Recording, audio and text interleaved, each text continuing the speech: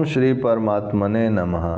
श्री चैतन्य चरित्रावली अध्याय उन्माद अवस्था की अद्भुत आकृति। आगे।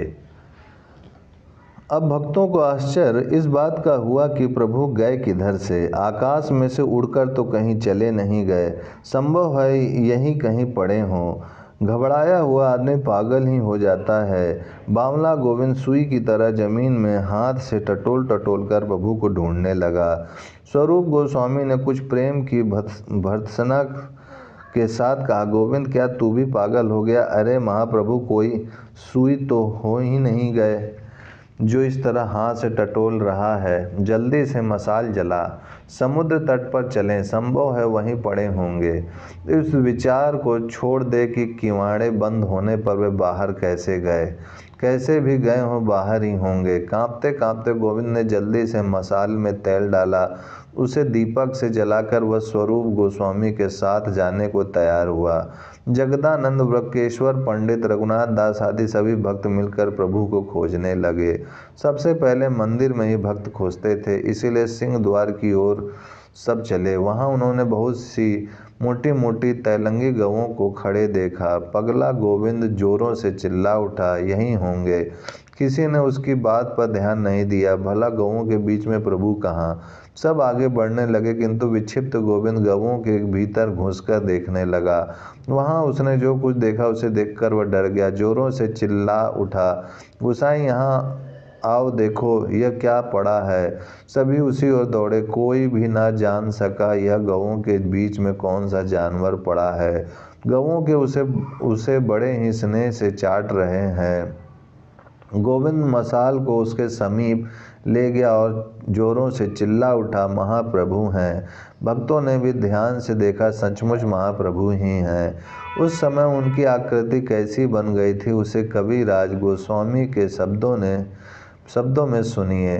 पेटेर भीतर हस्तपाद कुरमरे आकार, मुखे फेन पुलांग नेत्र अश्रुधार, अचेतन पड़ियाँ छेन एन कुसुमांडल फल, बाहिरे जड़िमा अंतरे आनंद विहल, गाभी सब चौदिके सुके प्रभुर श्री अंग, दूर कले नाहि छाड़े प्रभुर अंग संग। अर्थात महाप्रभु के हाथ पैर पेट के भीतर धसे हुए थे। उनकी आकृति कछुए की सी बन गई थी। मुख से निरंतर फेन निकल रहा था। संपूर्ण अंग के रोम खड़े हुए थे। दोनों नेत्रों से अश्रुधारा बह रही थी। वे कुसुमांड फल की भांति अचेतन पड़े हुए थे। बाहर से तो जड़ता प्रतीत होती थी, किंतु भीतर ही भीतर वे आनंद में विहल हो रहे थे। गौएं चारों ओर खड़ी होकर प्रभु के श्री अंगों को सूंघ रही थीं। उन्हें बार बार हटाते थे, किंतु वे प्रभु के अंग के संग को छोड़ना ही नहीं चाहती थीं। फिर वहीं आ जाती थी। अस्तु भक्तों ने मिलकर संकीर्तन किया, कानों में जोरों से हरि नाम सुनाया, जल छिड़का, वायु की तथा और भी भांति भांति के उपाय किए, किंतु प्रभु को चेतना नहीं हुई। तब विवश होकर भक्त वृंद उन्हें उसी दशा में उठाकर निवास स्थान की ओर ले चले। वहां पहुंचने पर प्रभु को कुछ कुछ होश आने लगा। उनके हाथ पैर धीरे धीरे पेट में से निकलकर सीधे होने लगे। शरीर में कुछ कुछ रक्त का संचार सा होता हुआ प्रतीत होने लगा। थोड़ी ही देर में अर्धबाह्य दशा में आकर इधर उधर देखते हुए जोरों के साथ क्रदन करते हुए कहने लगे, हाय हाय, मुझे यहाँ कौन ले आया? मेरा वह मनमोहन श्याम कहाँ चला गया? मैं उसकी मुरली की मनोहर तान को सुनकर ही गोपियों के साथ उधर चली गई। श्याम ने अपने संकेत के समय वही मनोहारिणी मुरली बजाई। उस मुरली रव में ऐसा आकर्षण था कि सखियों की पांचों इंद्रियां उसी ओर आकर्षित हो गईं। ठकुरानी राधा रानी भी गोपियों को साथ लेकर संकेत के शब्द को सुनकर उसी ओर चल पड़ी। आह, उस कुंज कानन में वह कदम विटप के निकट ललित त्रिभंगी गति से खड़ा बांसुरी में सुर भर रहा था। वह भाग्यवती मुरली उसकी अर्ध अमृत पान से उन्मत्त सी होकर शब्द कर रही थी। उस शब्द में कितना करुणा थी, कैसी मधुरमा थी, कितना आकर्षण था, कितनी मादकता, मोहकता, प्रवीणता, पटुता, प्रगल्भता और परवशता थी। उसी शब्द में बावली बनी मैं उसी ओर निहारने लगी। वह छिछोरा मेरी ओर देखकर हंस रहा था। फिर चौंक कर कहने लगा, स्वरूप मैं कहाँ हूँ, मैं कौन हूँ, मुझे यहाँ क्यों ले आए? अभी अभी तो मैं वृंदावन में था, यहाँ कहाँ? प्रभु की ऐसी दशा देखकर स्वरूप गोस्वामी श्रीमद्भागवत के उसी प्रसंग के श्लोकों को बोलने लगे। उनके श्रवण मात्र से ही प्रभु की उन्मत्त अवस्था फिर ज्यों की त्यों हो गई। वे बार बार स्वरूप गोस्वामी से कहते, हाँ सुनाओ, ठीक है, वाह वाह, सचमुच, हाँ यही यही तो है, इसी का नाम तो अनुराग है। ऐसा कहते कहते वे स्वयं ही श्लोक की व्याख्या करने लगते। फिर स्वयं भी बड़े करुण स्वर में श्लोक बोलने लगते।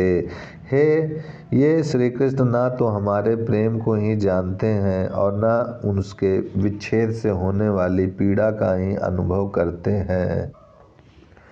इधर यह कामदेव स्थान स्थान का विचार नहीं करता, इसे हमारी दुर्बलता का ज्ञान नहीं है, हम पर प्रहार करता ही जा रहा है।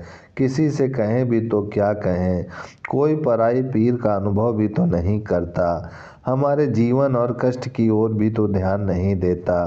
यह यवन भी अधिक टिकाऊ नहीं है, 2-3 दिन में इसका भी अंत है। हाय विधाता की कैसी वाम गति है। इस श्लोक की फिर आप ही व्याख्या करते करते कहने लगे, हाय दुख भी कितना असाध्य है, यह प्रेम भी कैसा निर्दयी है, मदन हमारे ऊपर दया नहीं करता, कितनी बेकली है, कैसी व्यवस्था है, कोई मन की बात को क्या जाने। अपने दुख का आप ही अनुभव हो सकता है, अपने पास तो कोई प्यारे को रिझाने की वस्तु नहीं। मान लें वह हमारे नव यौवन के सौंदर्य से मुग्ध होकर हमें प्यार करने लगेगा, सो यह यौवन भी तो स्थायी नहीं, जल के बुदबुदों के समान यह भी तो क्षण भंगुर है, 2-4 दिनों में फिर अंधेरा ही अंधेरा है। हाँ विधाता की गति कैसी वाम है, यह इतना अपार दुख हम अबलाओं के ही भाग में क्यों लिख दिया। हम एक तो वैसे ही अबला, कहीं जाती हैं, रह सहे बल को यह विरह कुकर खा गया। अब दुर्बलता थी, दुर्बल होकर हम किस प्रकार इस असाध्य दुख को सहन कर सकें। इस प्रकार प्रभु अनेक श्लोकों की व्याख्या करने लगे। विरह के वेग के कारण आप ही उनके मुख से विरह संबंधी ही श्लोक निकल रहे थे और स्वयं उनकी व्याख्या भी करते जाते थे।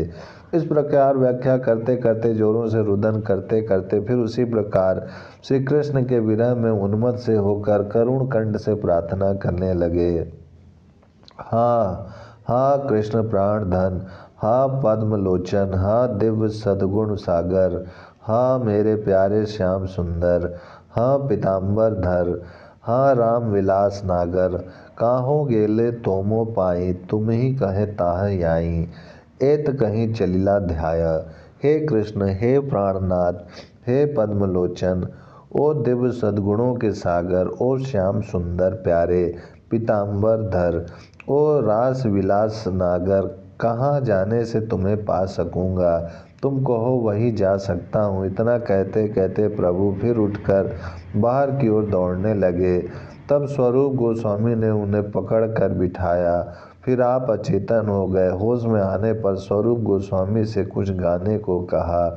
स्वरूप गोस्वामी अपनी उसी सुरीली तान से गीत गोविंद के सुंदर सुंदर पद गाने लगे। ओम शांति शांति शांति।